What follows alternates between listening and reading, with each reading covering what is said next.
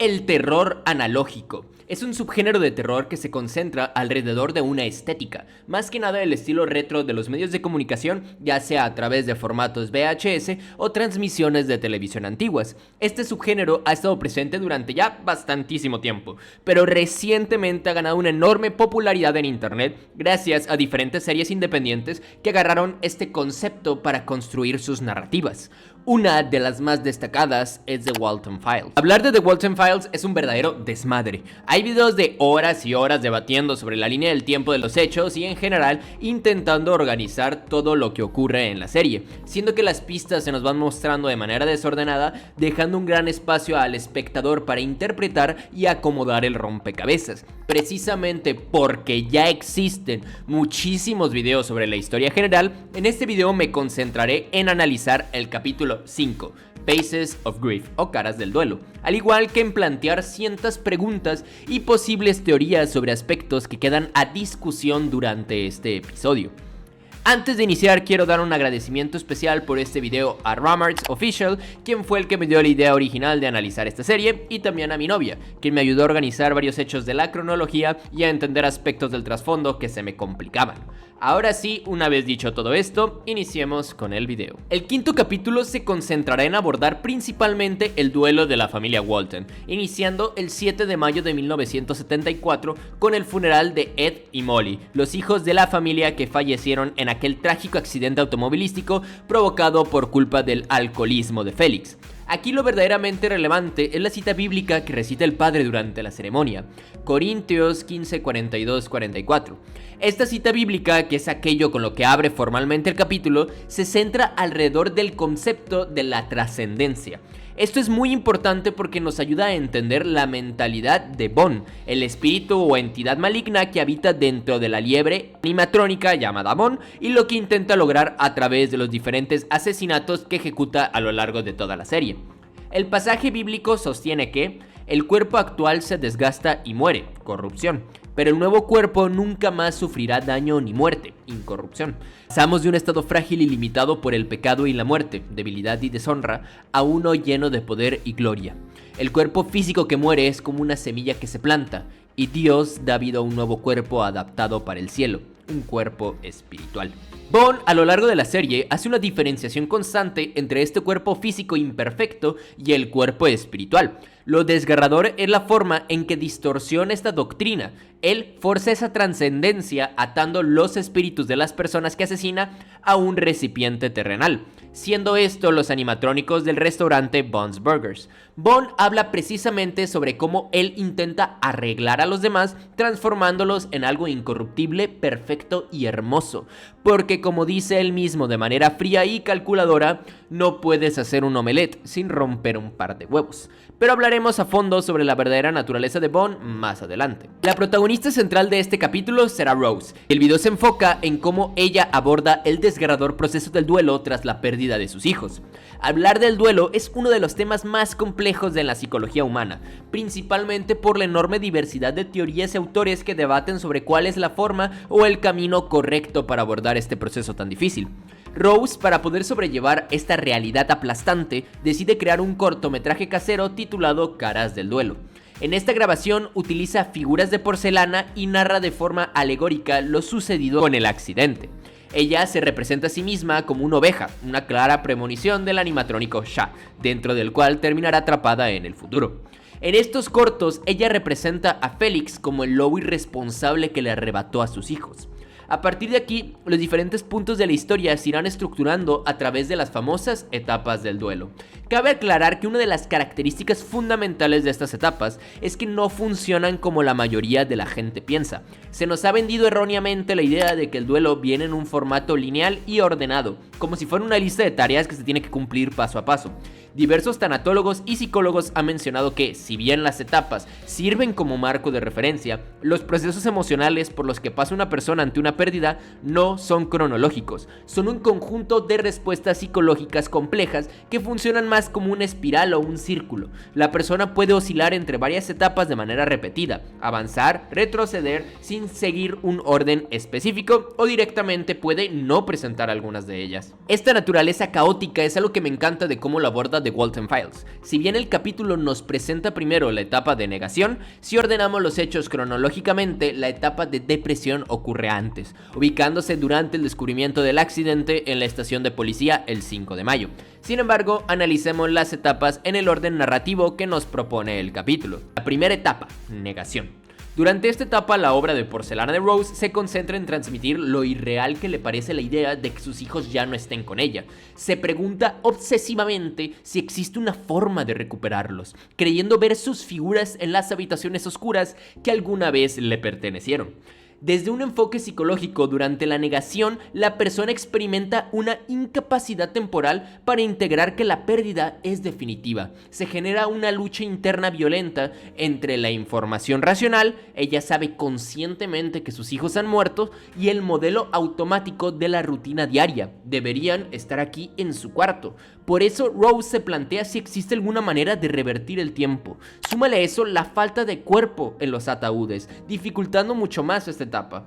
Esta etapa de negación actúa como un mecanismo de defensa o algo así como un amortiguador psíquico. Si el cerebro asimilara de golpe el impacto total de una realidad tan traumática como la que está viviendo Rose, la carga emocional colapsaría por completo a la persona. La negación permite ir dosificando esa realidad poco a poco, aunque como veremos con Rose, ella nunca logrará integrar este dolor por completo. La segunda etapa, la ira. En esta fase comenzamos a notar los síntomas físicos y perceptibles del colapso emocional de Rose. Ella se vuelve incapaz de levantarse de la cama y podemos observar detalles perturbadores como la pintura de sus hijos siendo agresivamente tachoneada. En la grabación del cortometraje, la narrativa se enfoca en plasmar todo el odio visceral que siente hacia el lobo, hacia Félix, por haber destruido lo único que le daba sentido a su vida. La obra muestra a Rose matando simbólicamente al lobo, mientras las figuras de sus dos hijos la observan desde las nubes con rostros horrorizados. Cuando el dolor de la pérdida es insoportable, la mente busca desesperadamente una explicación o un culpable. Al no encontrar una respuesta racional que satisfaga ese vacío, la energía emocional acumulada se transforma y se proyecta hacia afuera en forma de ira, dirigiéndose evidentemente en este caso hacia aquel que ocasionó el accidente, Félix. Pero ¿por qué los hijos miran la escena horrorizados desde el cielo? Creo que Rose, en el fondo, es consciente de que si ella llevara a cabo esa venganza sangrienta que muestra, sus hijos no estarían especialmente orgullosos de lo que ha hecho. Es el reconocimiento implícito de que se está dejando consumir por un acto tan brutal que asustaría a los mismos ángeles. La tercera etapa, negociación. Jack llega a casa y habla con Sophie sobre el preocupante comportamiento de su madre. Es aquí donde ocurre una conversación muy reveladora. Sophie confiesa que no siente lo mismo sobre la muerte de sus hermanos. Dice no sentir ese dolor aplastante, declarando directamente que no siente como que se hayan muerto, sino que es como si ni siquiera se hubieran ido y solo estuvieran en algún otro lugar. Cuando analizamos el duelo en la infancia, nos topamos con un terreno sumamente complejo. Si para un adulto procesar la muerte es devastador, para una mente infantil en desarrollo es algo muy difícil de estructurar. En edades tempranas, al no haber experimentado pérdidas previas, el concepto de la muerte sigue siendo algo abstracto y difuso. Por esta razón, en nuestra cultura latina, muchas personas optan por explicar la muerte a los niños a través de alegorías religiosas, como ahorita está con Diosito o está en un lugar mejor. Este tipo de explicaciones hacen que el menor interprete la muerte no como un evento definitivo e irreversible, sino como un viaje o una ausencia temporal, solo están en otro lugar. La aparente insensibilidad o frialdad de Sophie no se debe a que no le importen sus hermanos, sino a una incapacidad cognitiva para procesar una pérdida tan violenta y sobre todo repentina. Su cerebro no ha tenido el tiempo ni las herramientas para asimilar que no volverán. Al ver a su madre sumida en un dolor tan desgarrador, Sophie experimenta una inmensa culpa, pensando que quizá hay algo defectuoso o malo dentro de ella por no estar afectada al mismo nivel. Jack la reconforta diciéndole que eso no la convierte en una mala persona, ya que nadie puede controlar cómo surgen sus emociones. Posteriormente, Jack afirma que Rose no es lo suficientemente fuerte para lidiar con el duelo, pero que él sí lo es. Sin embargo, mientras pronuncia estas palabras, sus expresiones faciales son borradas y su rostro queda sumido en la más absoluta oscuridad, simbolizando, yo creo, la falta de honestidad detrás de su discurso. Jack intenta adoptar este rol tradicional de padre protector, fingiendo una fortaleza inquebrantable para ocultar que el dolor también lo está carcomiendo por dentro. Esta dinámica entre la pareja se explica perfectamente mediante el modelo del proceso dual del afrontamiento del duelo. Este modelo establece que una persona en duelo oscila alternadamente entre dos tipos de comportamiento. 1. La orientación hacia la pérdida. Actividades centradas directamente en el dolor, la ausencia de la persona fallecida y la manifestación del sufrimiento. Y la segunda, orientación hacia la restauración. Actividades centradas en la reconstrucción de la vida. Asumir nuevas tareas, distraerse del dolor y buscar el regreso a la rutina. En un proceso de duelo saludable, la persona funciona como un péndulo que va y viene entre ambos estados de manera progresiva. Sin embargo, en el matrimonio Walton vemos una patología muy cabrona. Cada uno se queda atrapado en un extremo opuesto. Rose se queda paralizada en la orientación hacia la pérdida, atrapada en un sufrimiento desgarrador e ininterrumpido que le impide realizar sus actividades básicas o cuidar adecuadamente de Sophie. Jack se refugia obsesivamente en la orientación hacia la restauración, reprimiendo y evitando el contacto con su dolor emocional de forma persistente, lo que retrasa y contamina gravemente la elaboración de su duelo. La evidencia que yo tengo sobre por qué creo que Jack está reprimiendo un colapso emocional la encontramos en el dibujo que Sophie le entrega, donde le pide que se cuide y lo retrata en su faceta de cazador. Más tarde esa misma noche, vemos a Jack encerrado en su oficina, destrozando el lugar entre sollozos y rompiendo el propio dibujo que le dio su hija. Jack siempre pareció orgulloso de su pasatiempo de cacería. Se muestra tanto en los dibujos que le hacen como fotos dentro de la casa, al igual que en escenas posteriores. La simbología del venado y la liebre gira en torno a él, pero profundizaremos en ello más adelante. Seguimos con el cortometraje de Rose y ahora vemos a la oveja cambiando drásticamente su postura. Empieza a culparse a sí misma por lo sucedido, diciendo que si tan solo hubiera estado presente, aún tendría a sus hijos con vida. Llega incluso a plantearse la terrible pregunta: ¿y si yo soy el lobo? Para Rose, asumir intencionalmente la culpa de la tragedia se convertirá en la condena psicológica que la atormentará durante todo el capítulo. A pesar de que ella no le pidió el favor a Felix, ni fue quien manejaba el auto ebrio, prefiere culparse a sí misma. ¿Por qué sucede esto? Lo veremos igual un poquitín más adelante. La cuarta cinta es la depresión. Como mencioné antes, cronológicamente, esta escena corresponde al 5 de mayo, es decir, ocurre antes del funeral, demostrando de nuevo que el duelo no sigue un orden lineal. Esta cinta muestra la entrevista oficial con el detective policial para corroborar la información del accidente y verificar las evidencias encontradas en el lugar de los hechos. Felix Kranken sostiene en su declaración que tras el impacto del choque, los niños entraron en un estado de histeria, cayeron al río cercano y fueron arrastrados por la corriente. La policía confirma que esa hipótesis es probable y le pide a los Walton que identifiquen si los objetos recuperados del agua pertenecían a sus hijos, a los que ellos dolorosamente asienten. El detective les pregunta formalmente si desean presentar cargos criminales contra Felix, a lo que Jack, de manera rara, decide no presentar cargos. ¿Por qué haría esto? En el diario secreto de Rose, que se revela en el video oculto del canal titulado My Soul, ni siquiera ella logra comprender por qué su esposo tomó la decisión de perdonar legalmente a Felix. Y es aquí donde entran las teorías. Hear me out. Sabemos dos cosas fundamentales. 1. A Jack sí que le importa la muerte de sus hijos. En episodios anteriores lo vimos ir iracundo a la casa de Felix a golpear la puerta, amenazando con matarlo si no le decía la verdad sobre el paradero de los niños. Solo basta con ver su mirada para notar el odio puro que se estaba cosechando en su interior. Por lo tanto, es imposible que no presentara cargos simplemente por un tema de apatía o por ser su amigo. Y la segunda cosa es que Jack estaba profundamente orgulloso de un pasatiempo, la cacería. Era una actividad recurrente para él. El hecho de que el autor incluya el dibujo de la cacería de Sophie y luego muestra a Jack rompiéndolo en pedazos no es solo un adorno. En esta serie, recuerden, nada está puesto al azar. Entonces mi teoría es la siguiente. ¿Es posible que Jack decidiera no denunciar ni escalar legalmente la situación con Felix porque el propio Jack cometió algo grave en el pasado que solo Felix sabe. Quizá algún accidente oscuro o un crimen durante una de sus excursiones de cacería. De esta forma, existiría algo así como un chantaje implícito o algún pacto de silencio entre ambos, ya que si Jack hundía a Felix en la cárcel por negligencia, Felix terminaría revelando el secreto de Jack. Esto es solo una teoría, pero la única explicación que le da sentido a lo que considero el acto más inconsistente de Jack como personaje. Después de todo, en el mismo diálogo que sostiene con Sophie, él enfatiza con firmeza: necesito ser fuerte para protegerlas a ustedes. ¿Por qué un padre que muestra un instinto de protección tan marcado optaría por disolver la responsabilidad del hombre que destruyó a su familia? Únicamente porque denunciarlo le traería consecuencias aún peores a él mismo. Pasamos al fatídico 11 de junio de 1974, el día en que Jack Walton desaparece sin dejar rastro.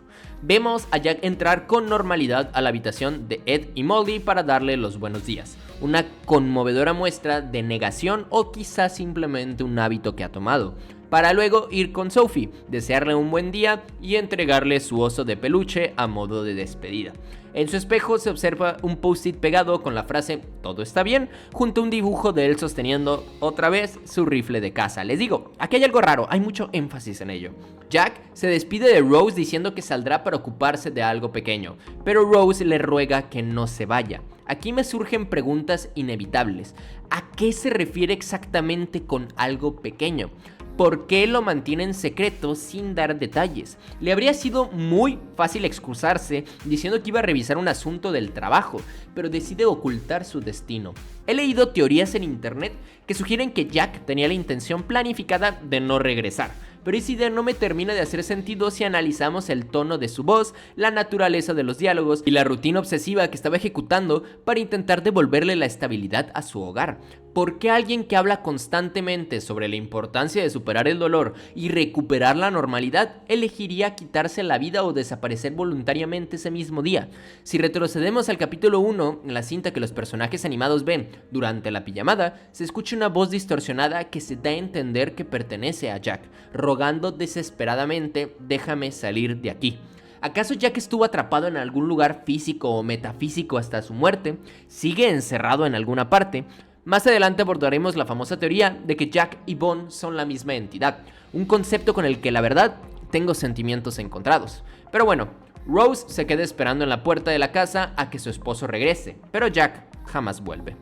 El 13 de junio, Rose recibe una repentina llamada telefónica de Jack. En esta llamada se escucha a Jack llorar desconsoladamente, expresando un profundo terror y pidiendo perdón repetidamente. Dice que todo estará bien y que la ama a ella y a Sophie, para posteriormente cortar la llamada de forma abrupta. A partir de ese instante, la casa de los Walton comienza a llenarse progresivamente de los carteles de desaparecido, simbolizando visualmente el paulatino colapso de la psique de Rose. Igual que se le muestra tocando repetidamente la misma nota melancólica en el piano, simbolizando su incapacidad de dar vuelta a la página en sus procesos del duelo, mientras se intercalan dibujos y pinturas perturbadoras hechas por ella misma. Estas obras son la ventana perfecta para contemplar el estado de su mente.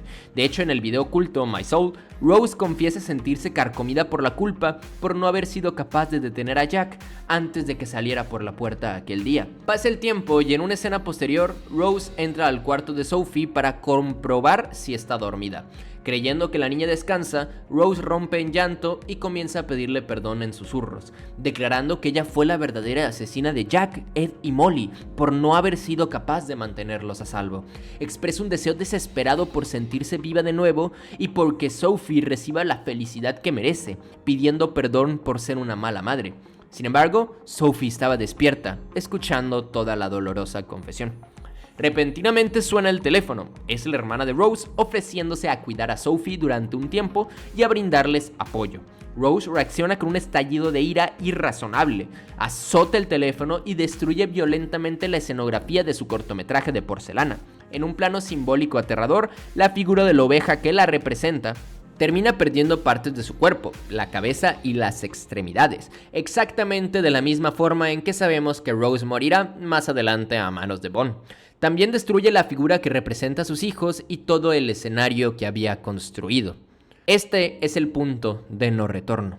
En medio del caos de esa llamada, la cámara enfoca un bloc de notas junto al teléfono, donde se observa el boceto del último capítulo de sus cortometrajes, Aceptación.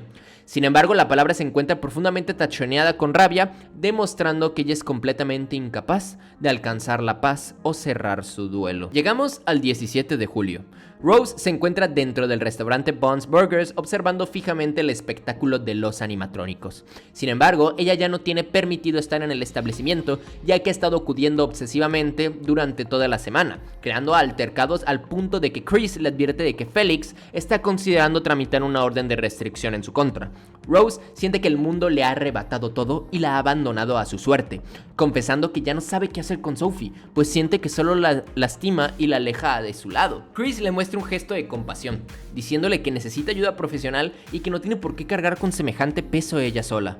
Rose le confiesa que aún sigue pintando, pero que ahora solo puede plasmar imágenes de sangre, visceralidad y muerte, sintiéndose profundamente enferma por dentro. Durante esta conversación, la dinámica de Rose se centra en intentar forzar a Chris a que verbalice que ella es una mala madre. ¿Por qué hace todo esto? Para Rose resulta paradójicamente más sencillo procesar la tragedia si asume una responsabilidad directa sobre lo ocurrido. La idea de que el universo o el destino le arrebataron a sus hijos de manera arbitraria e injusta resulta un concepto demasiado caótico, doloroso e incontrolable para su mente. Súmale la desaparición de su esposo. En cambio, si ella se autoconvence de que todo fue su culpa por ser una mala madre o una mala esposa, devuelve el evento a un plano de causa y efecto que su cerebro puede categorizar. La necesidad de escuchar esto en boca de Chris es la búsqueda desesperada de una validación externa para sus propias creencias autodestructivas. En un punto de la noche, Rose cae dormida y experimenta una secuencia onírica. Vemos a Rose en su forma de oveja recorriendo un bosque oscuro, donde divisa a su esposo Jack cazando activamente a un ciervo, a un oso y a una liebre. Jack murmura que Dios lo está poniendo a prueba. Pide perdón y procede a sumergirse en un lago cargado de sangre, rogándole a Rose que se olvide de él y que espere solo un poco más. Lo que más me llama la atención de esta visión es que justo después de que Jack se hunde en el lago y desaparece de la vista de Rose, aparece una liebre amarrada firmemente de las patas.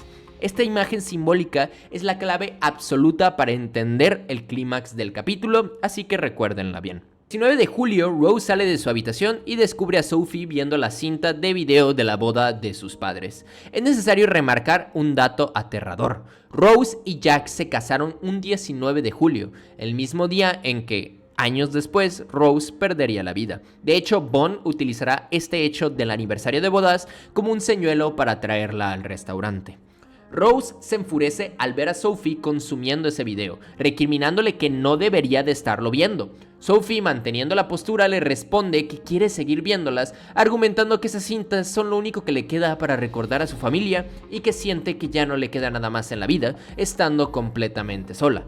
Rose es consciente del monstruo emocional en el que ella se está convirtiendo y del daño que le inflige a su hija. Sin embargo, en un choque de contradicciones, no puede evitar reaccionar con ira ante la búsqueda de consuelo de Sophie. Es en esta discusión donde Sophie revela algo espeluznante. Confiesa que está hablando con un supuesto ángel que le ha prometido ayuda y asegura haberlo conocido en persona. En ese instante, Rose toma esta forma simbólica de un lobo, simbolizando, yo creo, la culpa ya materializada de Rose, quien ahora se percibe a sí misma como el monstruo de su propia historia. Abrumada por la desesperación, Rose camina hacia el río donde supuestamente se ahogaron sus hijos y sumerge violentamente la cabeza en el agua. Al hacerlo, ve una mano blanca extendiéndose desde las profundidades y aparece en Wonderland, bajo la forma de una oveja de pelaje negro. Es revelador notar que anteriormente su figura era blanca y pura, pero la culpa ha llevado a verse a sí misma como un ser corrompido. En este plano se encuentra con los espíritus de Ed y Molly. Rose cae de rodillas pidiéndoles perdón, a lo que los niños le responden que nada de esto fue su culpa, que ella es una buena madre y que merece tener una vida plena. Rose estuvo técnicamente al borde de la muerte por ahogamiento, lo que le permitió conectar temporalmente con este limbo llamado Wonderland. Justo cuando está a punto de ahogarse, el detective la saca del agua y le salva la vida. Rose reacciona en una furia descontrolada hacia el detective, recriminándole que no merecía ser rescatada. Alcanza todo este drama su punto de no retorno, ya que ni siquiera la absolución directa de los espíritus de sus propios hijos fue capaz de liberarla del castigo que se ha impuesto a sí misma. En un ataque de ira, Rose comienza a ahorcar violentamente al detective y al liberarlo el oficial, actuando en defensa propia, la encierra tras las rejas de la comisaría. Mientras Rose permanece encerrada en el área de rejas de la comisaría, Bond emerge de la penumbra. Para sorpresa de muchos, viste un smoking elegante en honor al aniversario de bodas de Rose y Jack. Este vestimenta es una de las razones principales por las que gran parte de la comunidad sostiene la teoría de que Bond y Jack Walton son la misma persona. Sin embargo, a continuación voy a decir las razones fundamentales por las cuales considero que Bond no es Jack. Para empezar, la naturaleza de manipulación. Hemos visto a Bond operar previamente en el capítulo 4 con Susan. Bond no es simplemente un monstruo, es un manipulador experto.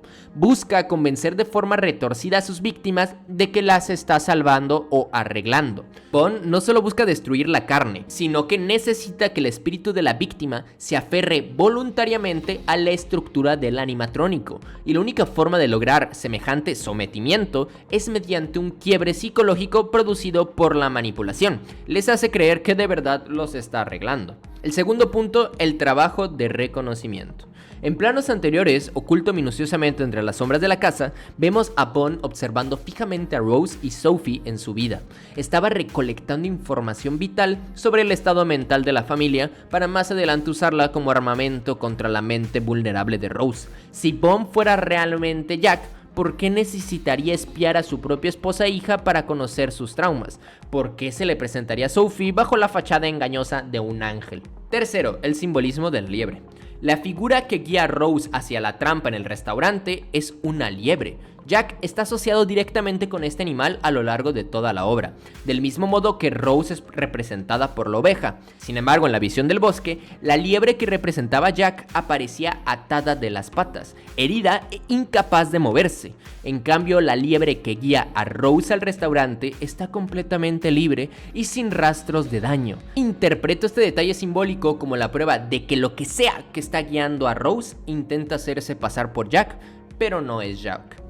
Otro punto es el terror de los niños. En el capítulo 4, los propios espíritus de Ed y Molly presencian el horripilante asesinato de Susan a manos de Bond. Los niños muestran un terror absoluto hacia la entidad que está desgarrando a la mujer e intentan ayudarla. Resulta narrativamente incoherente que los hijos le tengan un pavor tan desgarrador a una entidad, si esta fuera en el fondo el espíritu de los padres. Bond replica de forma desalmada gestos y manierismos afectivos que Jack solía hacer con Rose para ganarse su confianza en el último segundo. Necesita que Rose baje sus defensas para que acepte este proceso de trascendencia e inserción en la carcasa de Shah, la misma estrategia que engañó y utilizó para atrapar a Susan. Y por último, la incompatibilidad de las fechas. A mi parecer, el obstáculo más grande para la teoría de Jack es igual a Bond radica en la línea de los hechos. Jack desaparece el 11 de junio, siendo el 13 de junio la última llamada y señal registrada de su vida. Bond es poseído o activado formalmente hasta el 30 de ese mismo mes. El propio Bond explica en la dimensión de Wonderland que los espíritus no disponen de mucho tiempo antes de ser liberados o disiparse en el más allá, por lo que deben encontrar un recipiente físico para aferrarse a este mundo. Para sostener que Jack es Bond, tendríamos que asumir que Jack permaneció moribundo o atrapado durante 17 días enteros dentro del local antes de poseer al animatrónico, lo cual personalmente me resulta ligeramente improbable. Pero como les digo, esta serie da espacio de momento a muchísima interpretación, así que no sé qué opinan al respecto. Definitivamente la teoría de que Bond y Jack son la misma persona es la más sonada, y a simple vista la respuesta más evidente. Sin embargo, considerando el estilo de escritura del autor y la forma en que minuciosamente construye en cómo nos presenta la historia, dudo bastante que ese sea el verdadero desenlace. Aún quedan muchísimos misterios sin resolver en la penumbra, los cuales iremos descubriendo a medida que nuevos capítulos salgan a la luz. Les agradezco enormemente por haber llegado hasta el final de este video. No se les olvide darle like, suscribirse al canal y sobre todo dejarme en los comentarios cuál es su propia teoría sobre los acontecimientos de este capítulo de The Walton Files.